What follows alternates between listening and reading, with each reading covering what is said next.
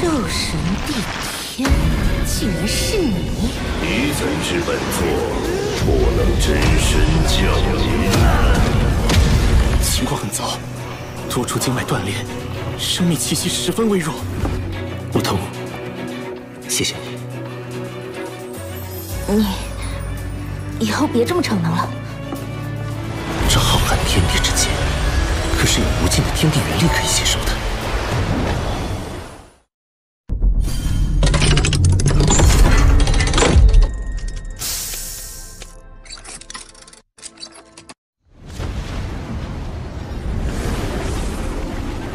在这固化魂力中融入精神力呢？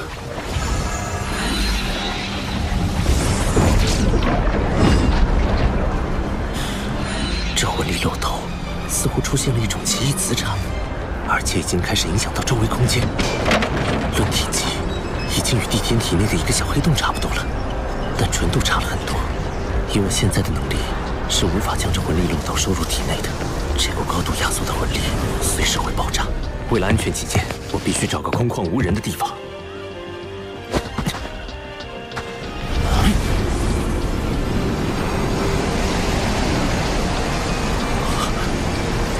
周围方圆数千平方米的天地元力都在朝着这里汇聚过来，太神奇了！这究竟是一种怎样的法则？要失控了！不能再近距离观察了。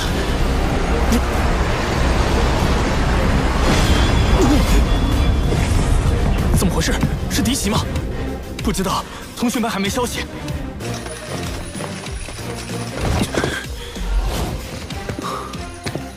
爆炸威力这么强，这还只是个未完成品。霍雨浩，你干什么去了？我去外面透透气。透个气要这么长时间？今天的夜色真美。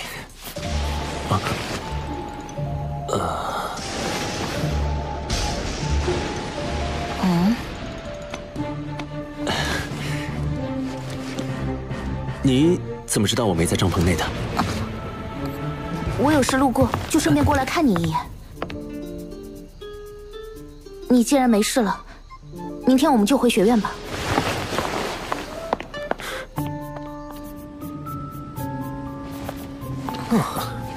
终于可以回到史莱克城了。诸位，史莱克的诸位，前线战事焦灼，元帅和99公主都抽不开身。但是元帅向陛下申请的赏赐，尤其霍小友的绝味册封，已经在路上了，还请稍待几日。完成册封后，元帅会亲自设宴为诸位送行。我不需要任何赏赐。白虎公爵和皇帝陛下的好意，我心领了。大家青山不改，后会有期。啊？连爵位都不要吗？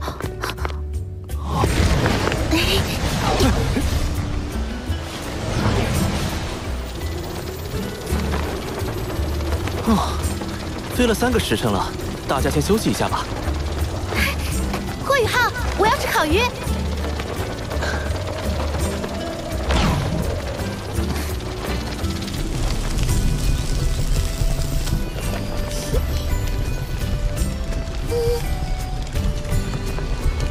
他怎么心事重重的？烤鱼好了，大家可以吃了。我不饿，修炼完再吃。小师弟，你这么努力，还让不让我们活啊？好香啊！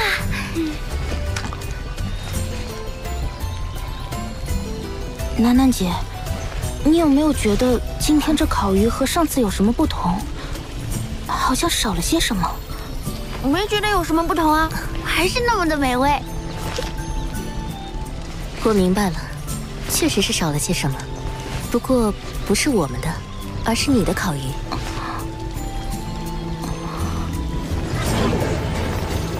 三师兄，你们先回唐门吧，我去趟海神阁，有事向玄老请教。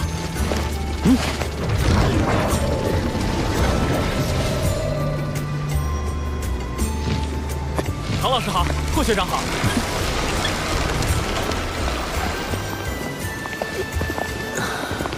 回回家的感觉真好。我要去玄老那里，在此别过。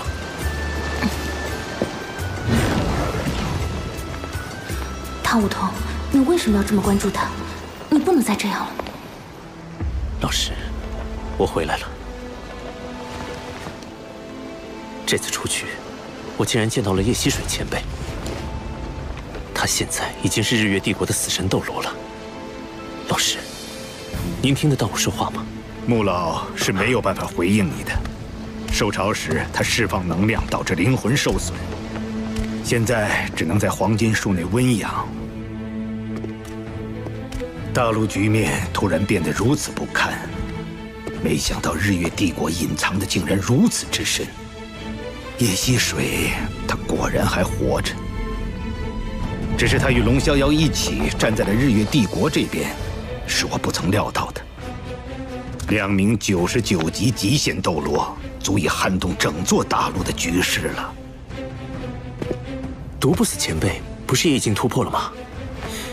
也许毒老怪在日月帝国的突袭中伤了本源，加上本体宗年轻一代损失殆尽，心气大跌，很难再与龙逍遥及叶溪水争锋了。天魂帝国经过这次偷袭，元气大伤，恐怕也再难有一战之力了。玄老，那我们能否召集一些隐士宗门一起对抗日月帝国呢？毕竟咱们原属斗罗大陆3国，如果被日月帝国侵占，他们也不会有什么好结果。已经在做了，很多宗门都积极响应，但在日月帝国最先进的魂导武器面前，这股抵抗力量还是太弱小了。玄老，有件事我想向您请教。此前在明斗山脉，我与叶溪水对上的时候，引动逆灵召唤帝天附体，帝天将力量通过空间之力注入到我的身体中，借助我的身体降临。那时我发现帝天的魂力运转与我完全不同，仿佛一个个黑洞相连，其间蕴含着极为恐怖的空间之力。学院教授的知识止步于魂斗罗，到了封号斗罗后，魂力的变化没有讲过。帝天那样的黑洞魂力，是极限斗罗所独有的吗？虽然都是极限斗罗级别，但帝天明显要比叶溪水更强。如果叶溪水不动用死神塔魂导器，他不是帝天的对手。没想到你这么快就接触到了这个层面。你的判断没错，魂师的魂力修炼到封号斗罗级别后，就会由原本的液态向固态转化。完成固态转化后，就会陷入修炼瓶颈。这个瓶颈对于绝大多数魂师来说都是很难逾越的。为什么？很简单，固态化的魂力是不能流动的，因此很多封号斗罗在完成魂力固化后，修为就再难寸进了。但是魂力固化又是冲击封号斗罗的基础，固化后的魂力会沉浸在丹田之中，名为魂核。魂核不断旋转，吸收外界魂力，供魂师使用。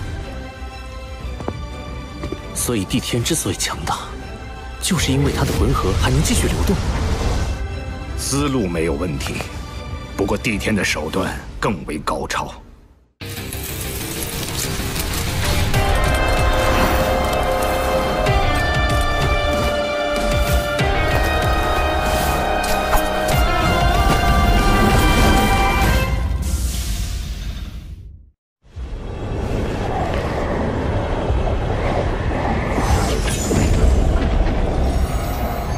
这就是帝天体内魂力情况的原理，以自身魂力为引，引起空间塌陷，构成一个能够无尽吞噬天地元力的黑洞。这样的黑洞魂力需要强大的精神力进行控制，我只能维持一时，而帝天却能将其保持常态。这就是我与帝天的差距。保持常态？那帝天的精神力消耗岂非极其巨大？不是的，他凝聚了第二魂核，两大魂核相辅相成，形成了稳定的平衡。第二魂核，凡极限斗罗都凝聚了第二魂核。穆老、叶溪水、龙逍遥，包括独不死都是如此。不过他们凝聚的第二魂核都比第一魂核小很多，唯独帝天的第二魂核与第一魂核实力相当，所以他远比一般极限斗罗更加强大。他的实力早已无限接近神奇。神奇！玉浩，你是双生武魂，成就极限斗罗要比我们容易很多。在你突破封号斗罗的时候，一定要争取同时成就双魂核。你的精神力远超同级别魂师，甚至可以媲美封号斗罗。届时，精神力就是你的第二魂核。玄老，那我要是在现阶段就成就魂核，会出现怎样的情况？那么你的修炼速度会大幅提升，因为魂核对天地元力的吸收速度是冥想修炼的数倍乃至数十倍。可是，当你达到90级的时候，冲击封号斗罗的难度也将会史无前例的高，因为第一魂核会对凝聚第二魂核形成巨大的吸扯力。这可是很多98级超级斗罗冲击99级极限斗罗时都感到束手无策的难题。玄老，我想试试。好，老夫亲自为你护法。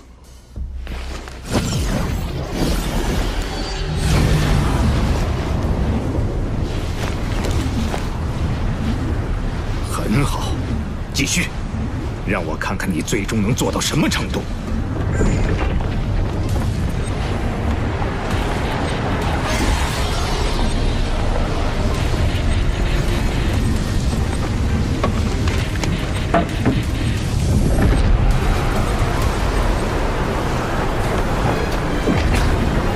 压缩，再压缩，旋转，再旋转。固态魂力已经超过我体内魂力总量的半数了。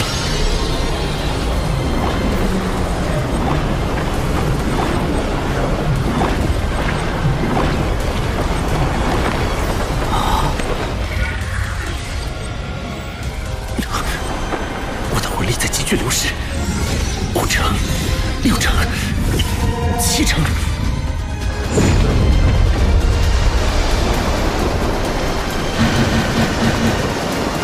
强烈的魂力波动，有人在冲击超级斗罗。魂力波动的核心在玄老房间，既然有玄老护法，应该不必担心。我们且在这里观察一阵。奇怪，那会是谁在冲击超级斗罗呢？快那边！魂术上，难道是他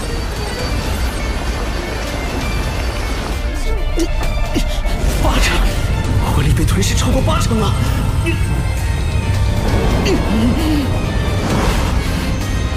宇浩，坚持住！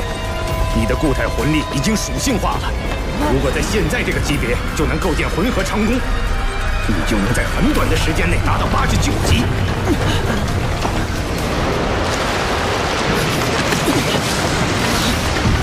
虽然冲击封号斗罗会很难，但这也是你的机缘，坚持住！宇浩到达极限了，不得已，以我的魂力禁锢住宇浩的固态魂力，再将其送入高空引爆，应该不会有太大危险。只是宇浩要虚弱几天才能恢复过来。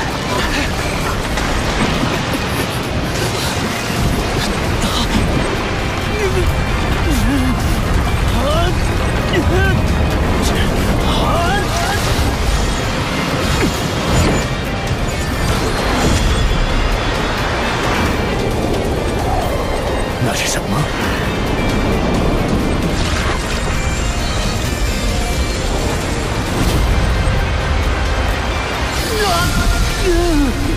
生命反射之盾！天梦哥，继续，有我呢！天梦，你再将你的本源之力汇入宇浩体内。这样的话，一旦宇浩冲击成真失败，寿终正寝的时候，你也会一起死的。当我选择宇浩的时候，就已经决定与他同生共死了。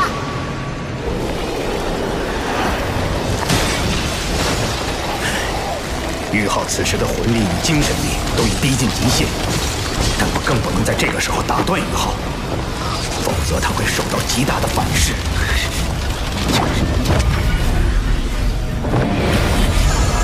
来吧，穿梭吧！灵魂仿佛都要被吸摄进去了似的。那黑洞漩涡中有着无尽的黑暗，有着无尽的未知，却与我紧密相连。这就是我的魂核吗？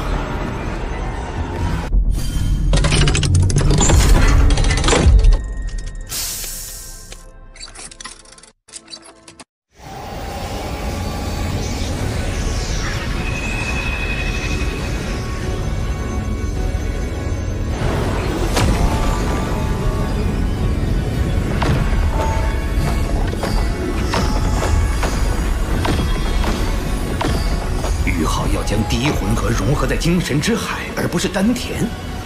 很好，这样即使第二魂核就有了容身之处。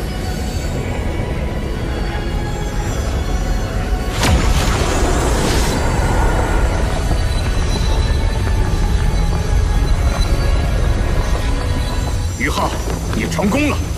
你真的在魂圣阶段就凝聚了属于自己的第一魂核。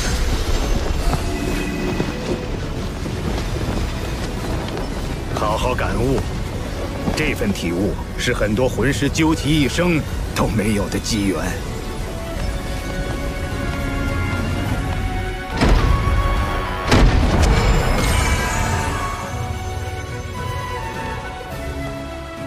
玄老，刚才不是您在冲击第二魂核，而是……宇浩这孩子，可能是斗罗大陆万年来的第一人。真是怪物中的怪物。现在，是这群年轻人走上历史舞台的时候了。通知海神阁全员，协助唐门组建魂导师团。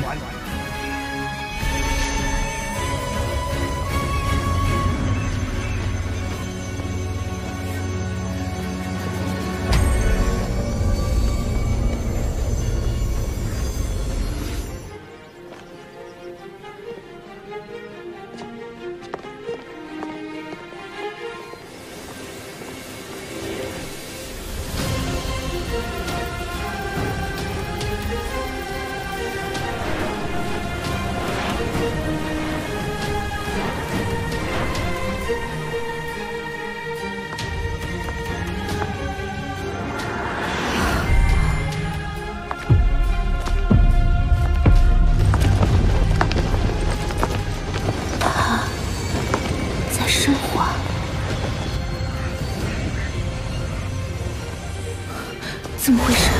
我的魂力自行运转起来了。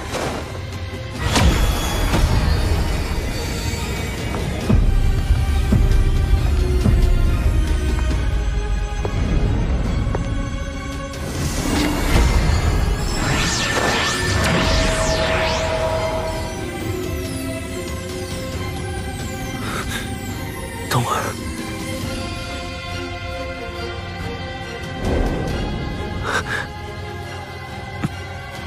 抱歉，我是唐梧桐。该说抱歉的是我才对。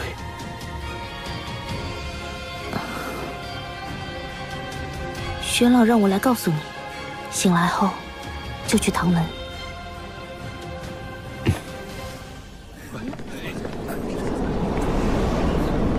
这边，同学都放这儿吧。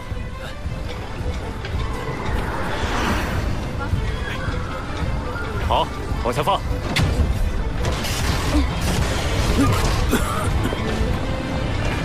贝大师兄，学院送的第3批材料到了，你把那箱搬到那儿去。好，快送去库房吧，这里都快堆不下了。大师兄，宇浩，你可算回来了。你都在海神阁入定1个月了，可把我们给忙死了。大师兄、二师兄、三师兄，这里怎么回事？学院送了很多材料过来吗？何止啊！走，我们边走边说。魂导师团。学院经过海神阁讨论，综合各方面意见，决定建立3个魂导师团。3个？按照日月帝国那样，一支魂导师团数量是500人的话，装备3个魂导师团，那可就是1500人。这1500人的装备，哪是那么容易制作出来的？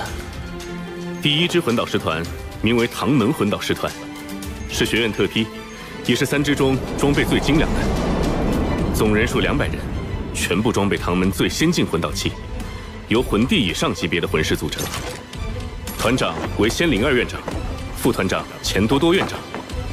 同时，唐门魂导师团的封号斗罗一共将有10位，全部由学院补充进来。200人，其中有10名封号斗罗。就算日月帝国最强大的护国之首皇家魂导师团，也没有这么夸张的配置啊！我们唐门能满足这么高的魂导器需求吗？所以这支魂导师团全部由近战魂导师组成，所配备的魂导器全部以增强速度和攻击力为主。唯一的联动魂导器是群体防御。原来如此，这样确实能做到扬长补短。那么另外2支魂导师团，想必分别是以远程魂导器和定装魂导器为主了吧？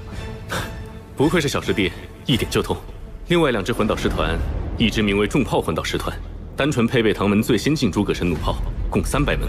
最后一支名为炮台魂导师团，共1500名魂师，配备的魂导器也只有1种，全地形自走炮台，共300台。这样的3支魂导师团，完全是3头吞金巨兽。楠楠，你怎么越来越像钱多多副院长了？巨额的资金消耗暂且不提，要满足这3支魂导师团的魂导器配置，我们唐门的稀有金属恐怕还不够。虽然我们从日月帝国卷走了一批稀有金属，但品级最高的稀有金属仍然不足。不错，这也是我们着急叫你回来的原因。想到办法了。秋秋，霍雨浩，跟我走一趟吧。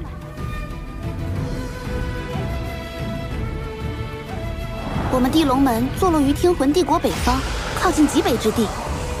宗门秘境里有一条隐藏矿脉，里面极有可能埋藏着一种少见的稀有金属。可能？地龙门自己没有探测过吗？秘境那里温度极低，并且危险重重，就连妈妈这样的魂斗罗也无法深入。只有你这种拥有极致之兵武魂的魂师才有可能进入。我们地龙门既然选择加入唐门，这条矿脉自然也就送给唐门了。更何况，地龙门所在的龙城已经被日月帝国攻破占领，宗门内的资源不转移出来，迟早也会被日月帝国发觉侵占。快到了，龙城，地龙门的根基所在。妈妈在史莱克城正在闭关的关键时刻，所以就由我带你来了。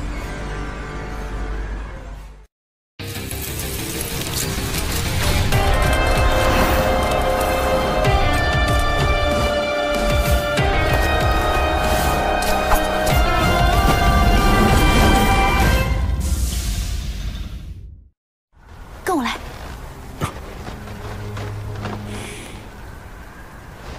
紫极魔通。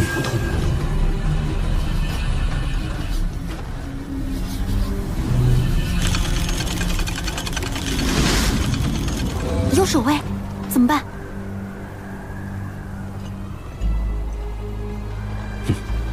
我想到进城的办法了。萤火之光。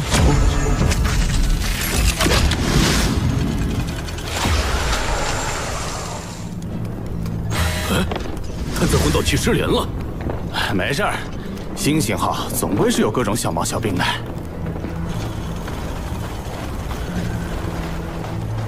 到换班时间了，他俩人呢？开小差去了吧？这么冷的天，我也不想巡逻。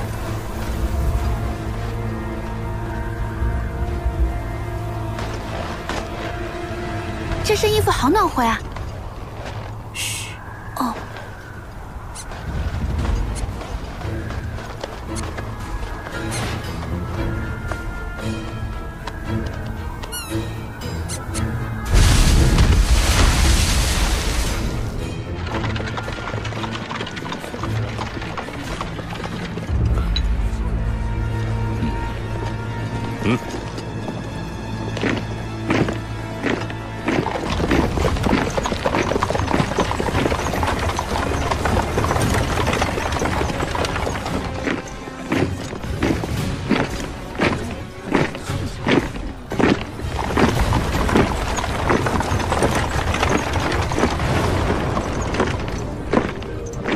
这座龙城看起来丝毫没有沦陷的感觉。作为靠近极北之地的边境城市，反而人气不错。当初日月帝国大举入侵的时候，天龙门上下奋起抵抗，协助城防军固守龙城。门主天龙斗罗更是壮烈战死。遗憾当时我们地龙门已经全员转移到了史莱克城，未能及时助他们一臂之力。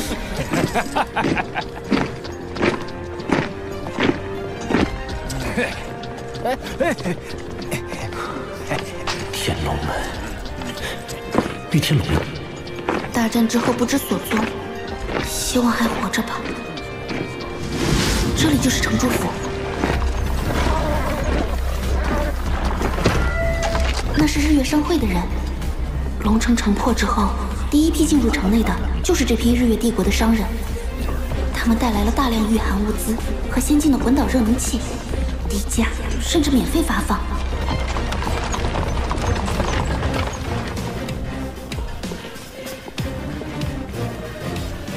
我跟进去看看。那我呢？你在这里做接应。嗯。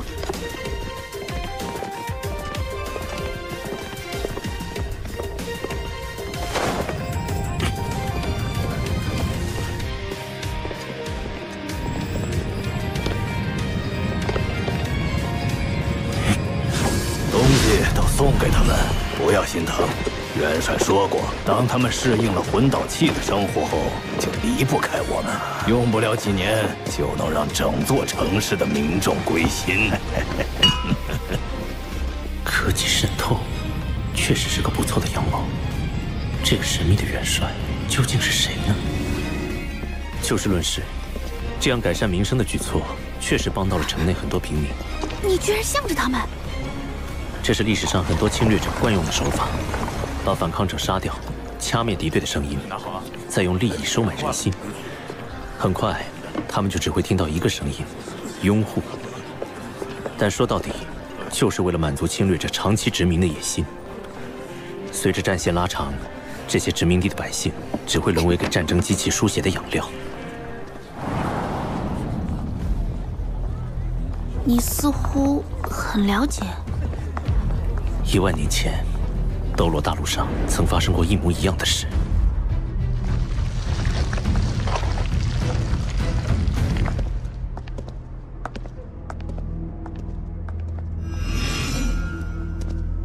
哼。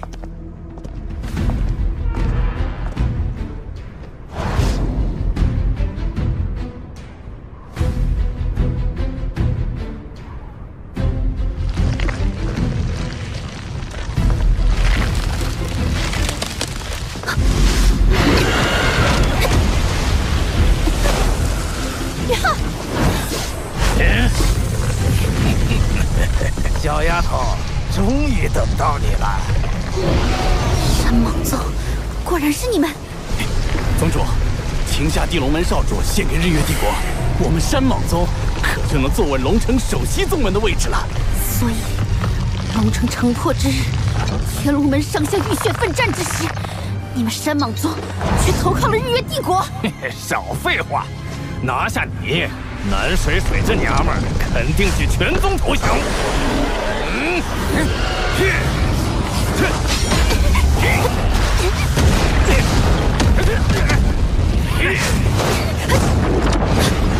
去！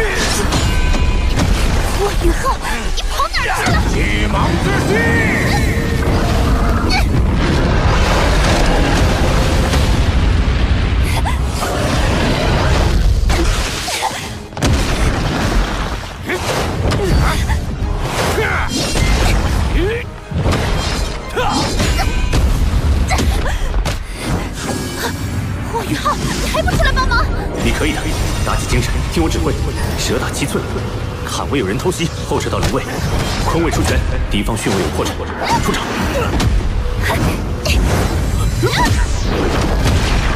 左手出掌，右手蓄力。逆年之手。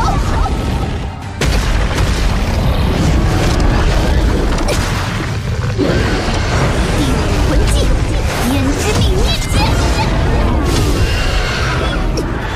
目标前位，一击必杀。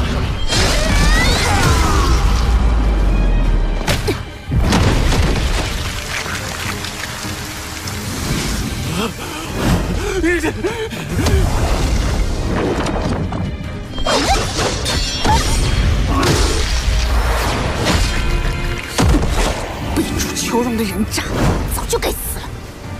霍雨浩，你居然袖手旁观，让本姑娘一个人对付这3条臭蟒。进来吧。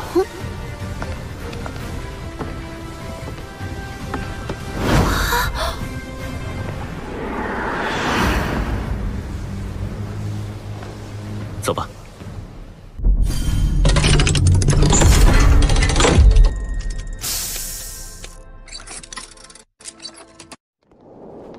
这些山蟒宗的人都是你刚才……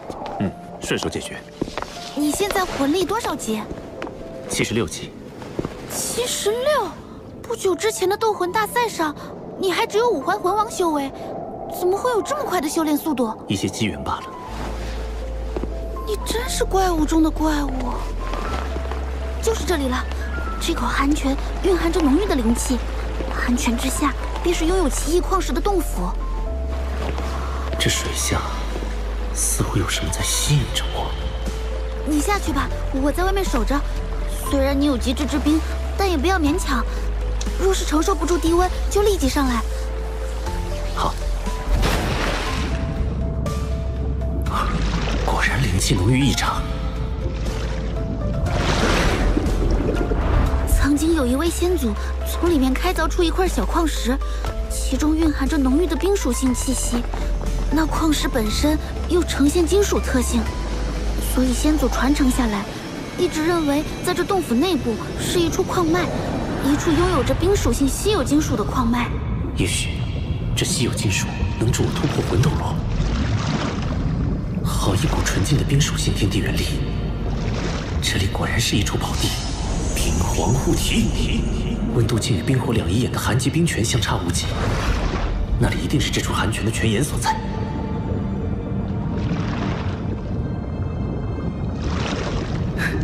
找到了，应该就是这里。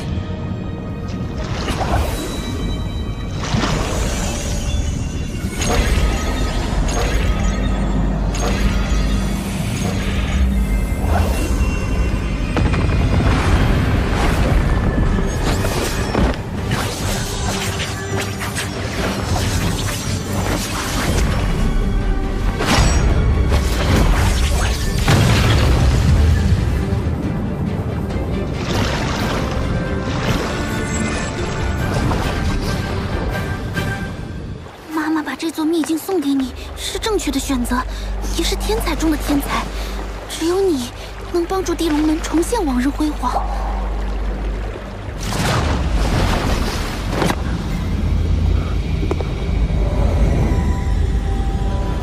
水巨人被隔绝在外。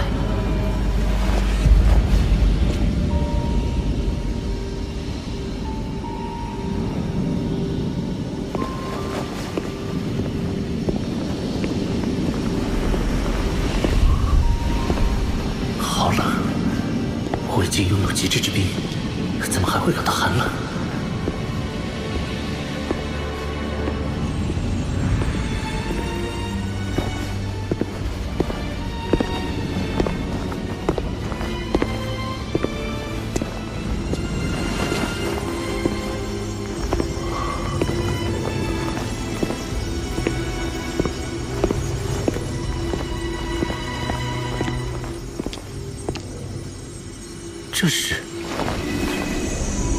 这是冰极神经，万载玄冰窟诞生的冰极神经。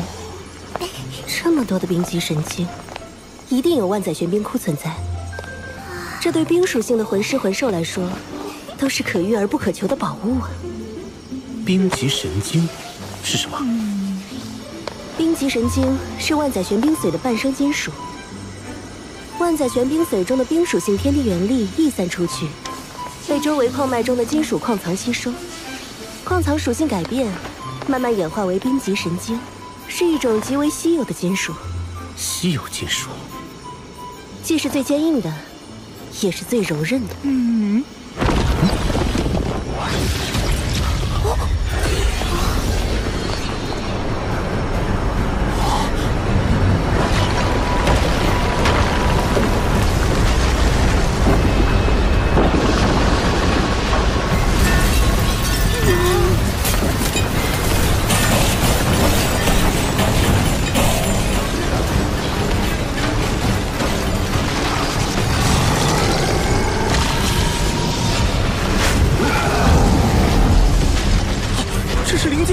专吸食冰极神经，更有好几次差点死在他手里。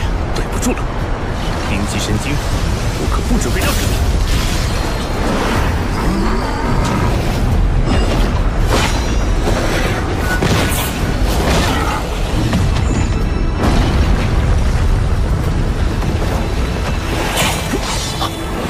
连划痕都没留下，好坚硬啊！宇浩，你试一下将极致之冰融入暗金铜爪之中。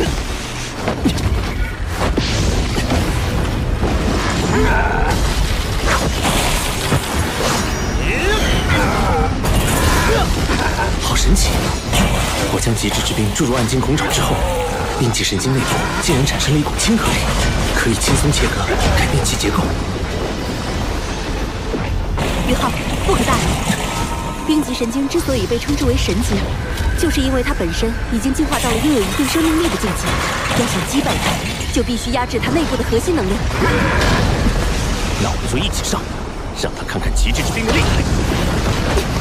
永动之域，八角万寿刺，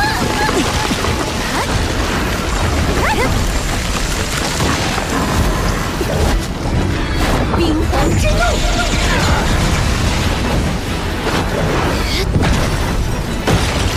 地寒天，雪舞耀阳，平霸。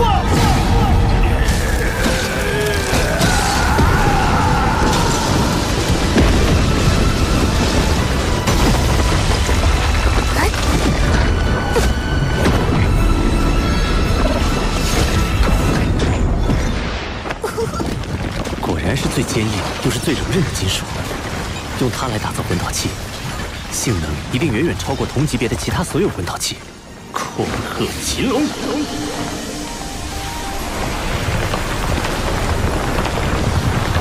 此数量的冰极神经，可是一举解决了唐门魂导器欠缺原材料的难题。看来冰极神经已经被全部开采。好了，宇浩，你可别捡了芝麻丢了西瓜。这洞窟深处的万载玄冰髓才是更珍贵的天下至宝。这里的冰元素已经浓烈到了我无法吸收的程度。未经打磨的万载玄冰里面蕴含的天地元力可是非常狂乱的，一定要小心。前面的温度估计已经接近绝对0度了。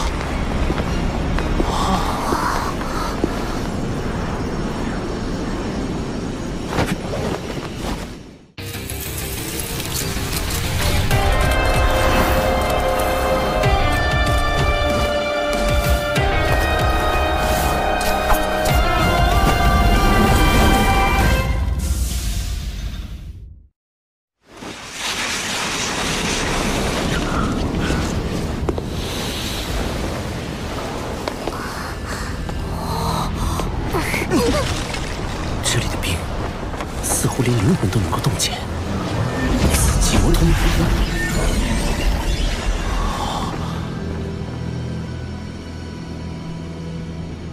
好漂亮，和冰极神经的极寒内敛不同，这里的寒意根本无法内敛，空气似乎都是粘稠的。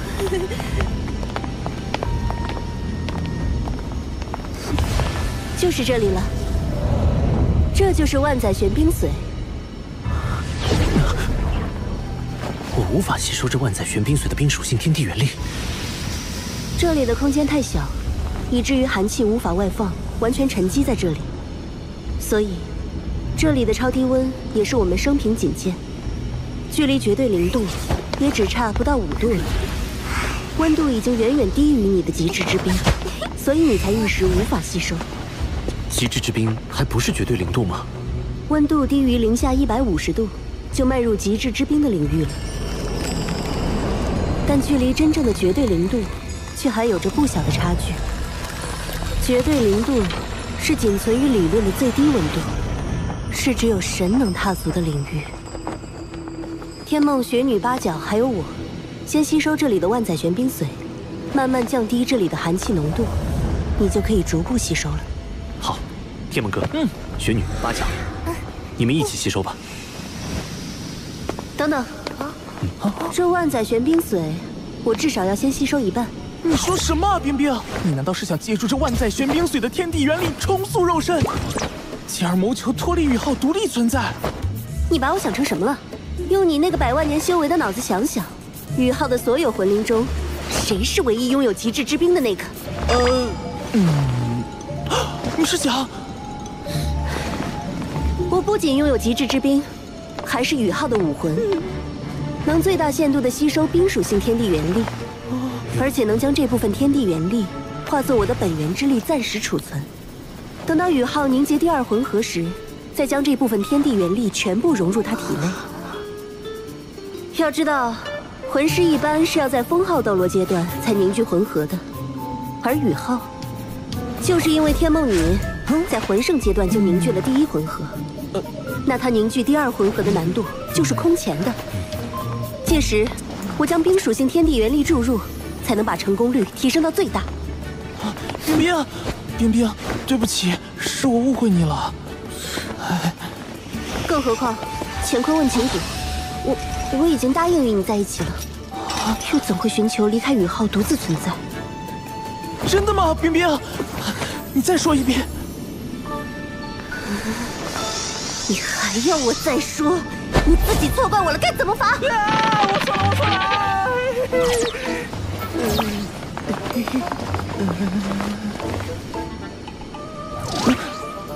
回头再跟你算账。赶快说吸收这万载玄冰髓的事儿吧。我们几个魂灵先吸收。宇浩，你自己只能吸收少部分。万载玄冰髓的效力太强了，如果你吸收太多，很可能会像当初天梦那样陷入沉睡。要是睡上个1000年万年，那就一切都太晚了。好。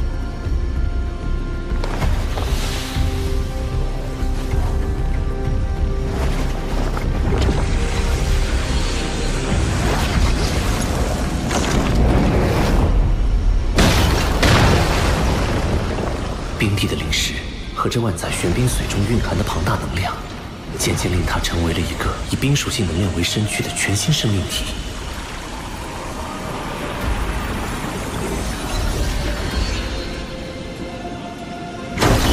冰帝吸收了9根，我可以了。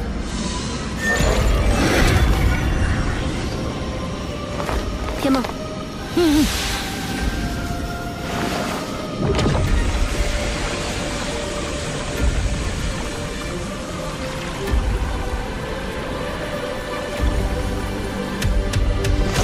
天梦哥吸收了3根，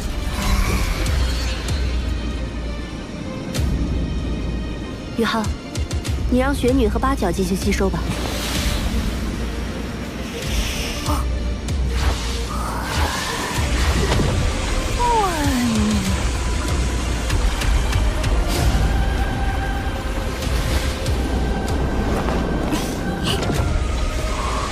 雪女吸收万载玄冰髓的速度比冰帝还要快，八角吸收了6根，雪女居然吸收了13根。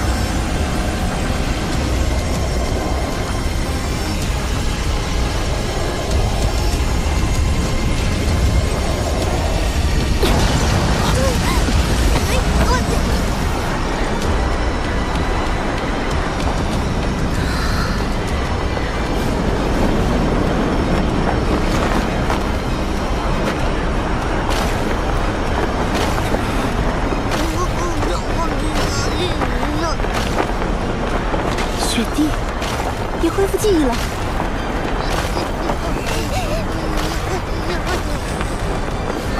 这些日子多谢照顾，爸爸。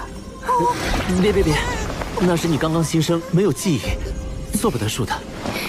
重获新生的时候，我就已经不是当初的冰天雪女，而是一个全新的婴孩。我们血脉相连，你当然是我的爸爸。再造之恩无以为报，我必然会陪伴你一直走下去，去挑战魂师那一层至高的境界。就算你失败了，我也会陪你一直到生命的尽头。雪弟，你……谢谢你，冰儿。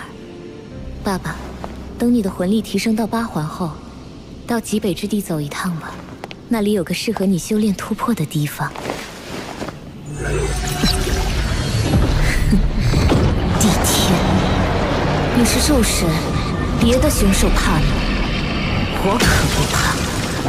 不怒自威，这才是极北3大天王之首，雪帝，冰天雪女。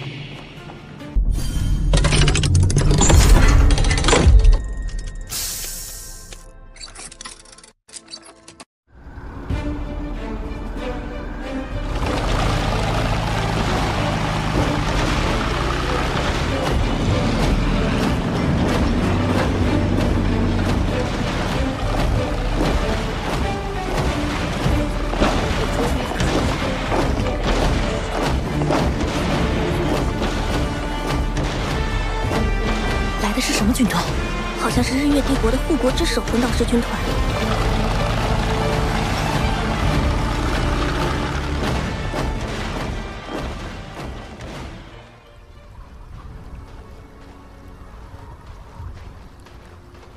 哎呀，怎么还不出来？爸爸，我现在就教你控冰之法。我带你感受一下冰的世界。冰雪的基础都是水，水是万物之源，生命之源。水的力量无孔不入。这就是水，有水就有生命。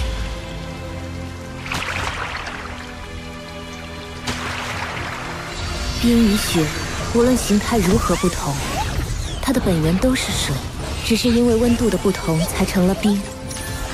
冰其实就是固态的水，是坚硬的水，是水之刚强。控冰之法实际上就是控制温度。当你掌控了温度的奥秘与水之特性，那么你的控冰之法就有些门道了。今天让你先感受控冰之法的第一层——温变。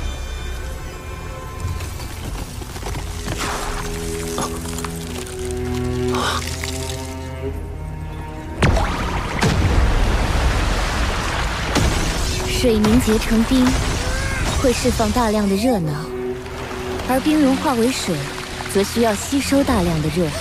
所以，当你紧贴冰的时候，并不会那么快感到冷，而冰化的时候，吸走了你身上的热量，寒冷就来了。原来我并不了解冰，拥有极致之冰的能力，反而令我忽略了很多冰最本源的东西。寒冷并不是纯粹对温度的控制，更重要的是对冰属性本身的了解。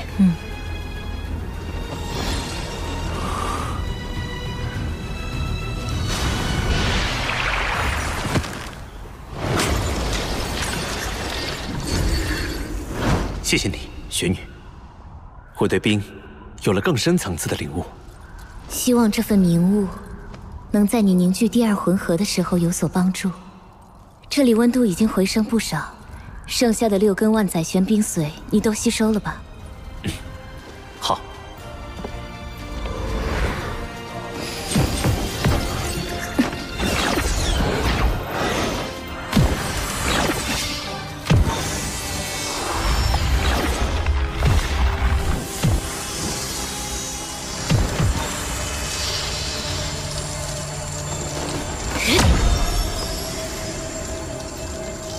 任何一个万载玄冰窟的形成，都是大自然的恩赐。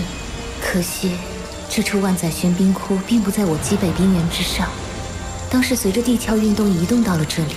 这里虽然寒冷，温度比之极北冰原却相差甚远，无法维持万载玄冰窟。现在没了万载玄冰髓和冰级神经，用不了多久，这里就会彻底消失了。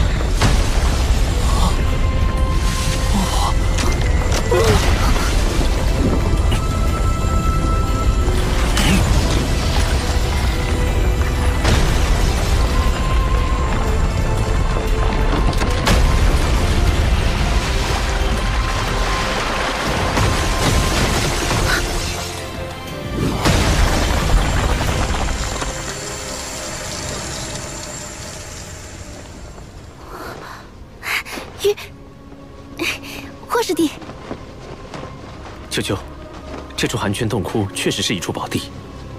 我吸收里面的万载玄冰髓，实力有了很大进步，极致之冰变得更低、更纯粹了，就连我自身的生命力也增强了不少。这是冰级神经，也是我在这处寒泉洞窟内找到的稀有金属。舅舅，你把他们带回唐门，玄老师和二师兄一定能打造出一批性能优越的魂导器。那你呢？在你下井的这段时间，日月帝国来了一支军队，就驻扎在龙城城外。龙城背靠极北之地，背后已经没有任何日月帝国的敌对国家和势力了。日月帝国这个时候派军队过来，到底图谋什么？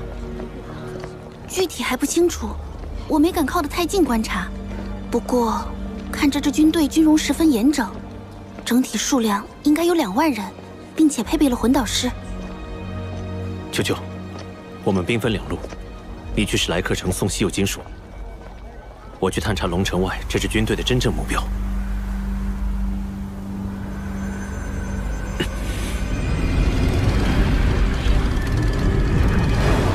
高空探测魂导器，数量超过了100台，看来龙城外的这支军队所谋不小。这支军队十分可疑。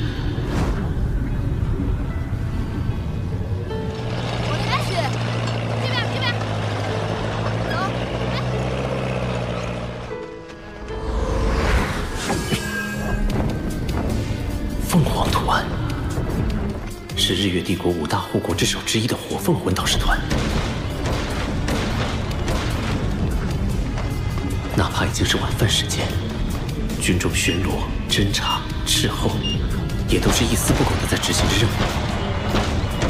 这支军队果然军容严整，综合素质恐怕可以与白虎公爵嫡系部队相媲美。没有布下防御魂导阵，也就是说，龙城只是中转站。他们的目的究竟是？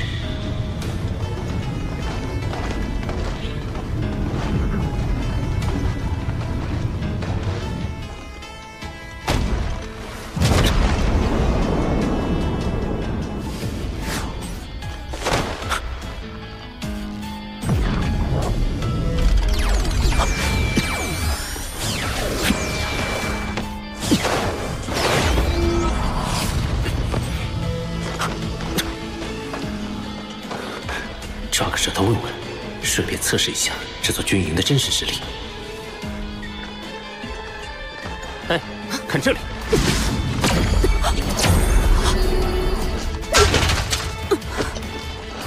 得手了。触发式警报魂导器。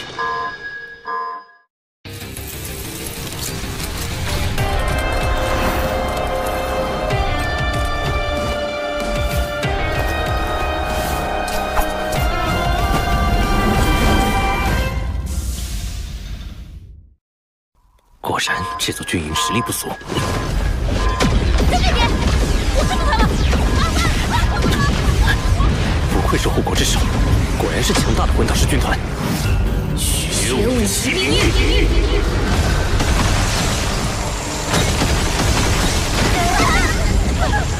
虽然被发现了，但不能白来一趟。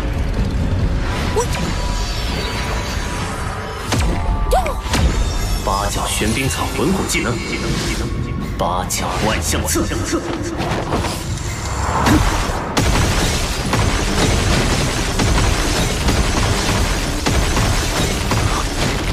好强的大范围魂技，辐射范围足有1公里。我怎么说也是10万年魂兽，我赋予你的魂骨技能又怎么会差？敌人只有1个，你们还给他逃了？是的，团长，对方实力很强，他用覆盖面积极大的冰属性魂技摧毁了我们的高空探测魂导器，之后整个人就像消失了一样。他似乎还会精神攻击，导致我们的魂导器在瞄准过程中出了偏差。冰属性，精神攻击。团长，我们现在……这个人的行踪诡异，用常规之法必定无法擒获。但若我们拔营起寨，或许能引他来探。哼！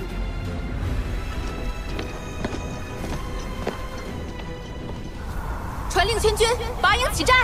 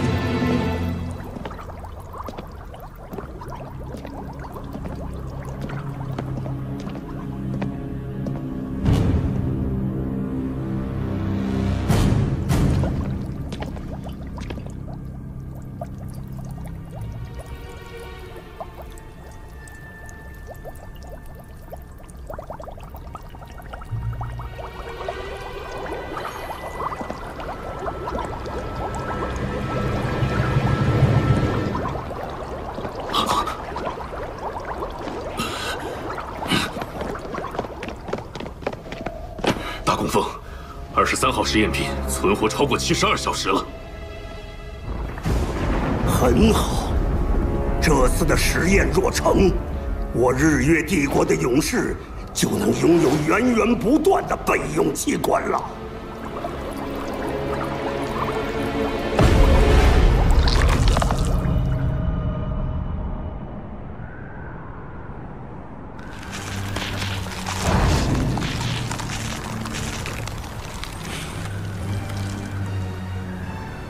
没有继续搜查，反而匆匆启程了。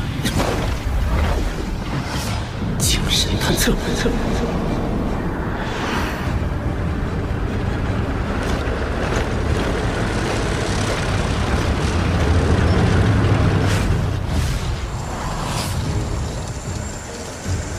按照这个行进方向，他们的目的地难道是？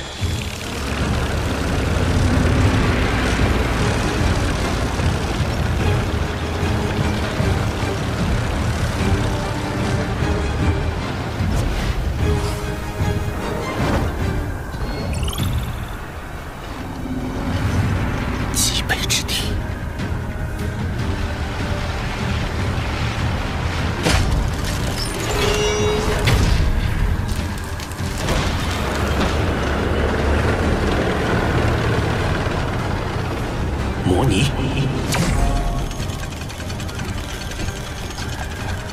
好，收到。钻井台。对了，既然靠近极北之地的龙城拥有冰级神经和万载玄冰锁这样的翅膀，那么极北之地肯定埋藏着更多的稀有金属资源。日月帝国真正的目的是开采极北之地的矿脉，攫取资源，为扩大战争规模做准备。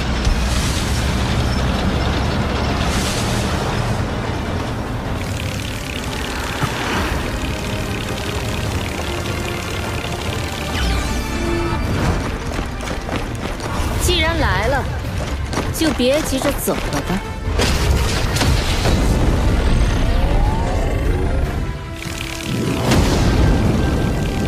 你以为单靠隐匿身形就能瞒住我们的视线吗？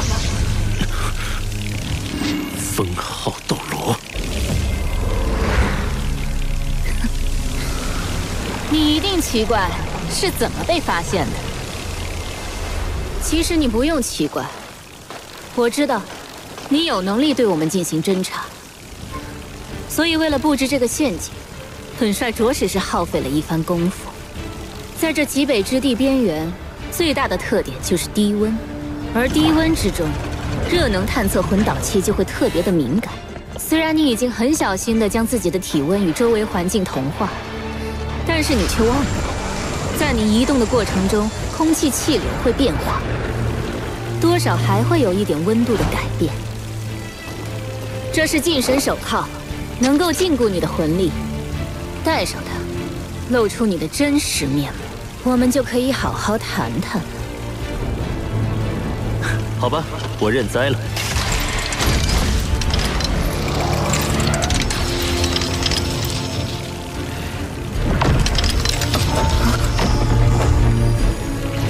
团长，是我。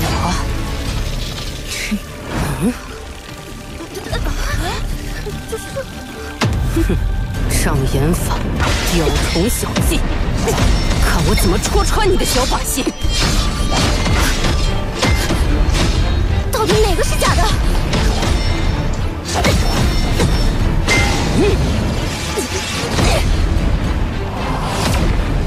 他是假的，快攻击！蠢货，睁大你们的眼睛看清楚，究极魂导师的实力！